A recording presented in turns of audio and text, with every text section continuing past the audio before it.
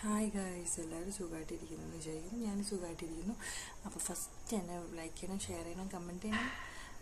പിന്നെ ഒന്നും കൂടെ ഒന്ന് മറന്നുപോയി. അപ്പോൾ ഞാൻ പെട്ടെന്ന് തന്നെ ഒരു വീഡിയോ കാണിക്കാം നിങ്ങളെ. വീടോടെന്ന് പറഞ്ഞു உங்க டெஸ்ஸா வீடு எங்க எனக்கு தெரியாது. என் வீடு பாண்டிச்சேரி.